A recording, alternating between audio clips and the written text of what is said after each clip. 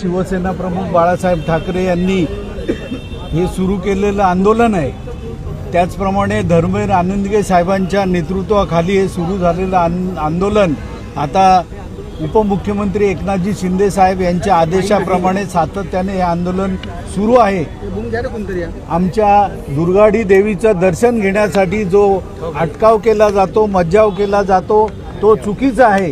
कोणी कोणाच्या धर्माचं कसं कार्य करावं किंवा त्यांनी त्यांची प्रार्थना कशी करावी तो त्यांचा प्रश्न आहे, परंतु आमच्यावर होणारा अन्याय हा आम्ही सहन करणार नाही आणि त्याकरता हे आंदोलन प्रतिवर्षी करण्यात येतं।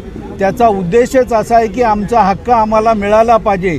दुर्गाडी किल्ला हा आमच्या हक्काचा आणि तो नाही कोणाच्या बापाचा, त्यामुळे बंदी आम्ही सहन करणार नाही आणि त्याकरता हे निषेधात्मक आंदोलन सातत्याने ते सुरू आहे। लवकरच या बाबतीमध्ये निर्णय अपेक्षित आहे।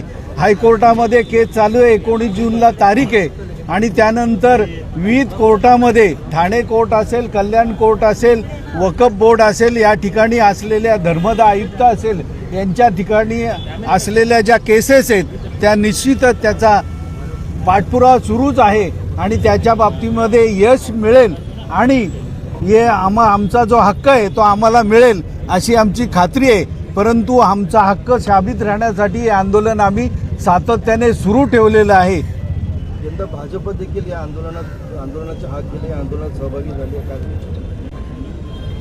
हिंदूंनी अशा या आंदोलनांमध्ये समावेश होणं, सहभागी होणं हे प्रत्येकाचं कर्तव्य आहे, परंतु उशिरा का होईना त्यांना जाग आलेली आहे असं वाटतं। हिंदूंच्या मताचं आपण निवडणुकीच्या वेळेला मताची भीक मागतो आणि त्यामुळे लाजिरवाणं वाटत असेल आणि म्हणून हिंदुत्वासाठी काहीतरी केलं पाहिजे म्हणून आता सर्व सहभागी होत आहेत। शिवसेना, हिंदू मंच आणि विविध संघटना पूर्वीपासूनच यामध्ये सहभागी आहेत आणि विशेष सहभाग हा शिवसेनेचा पहिल्यापासून राहिलेला आहे आणि आमची अस्मिता टिकवण्यासाठी आम्ही हा सर्व प्रयत्न करत आहोत। राजकारण करू नये अशी आमची सर्वांना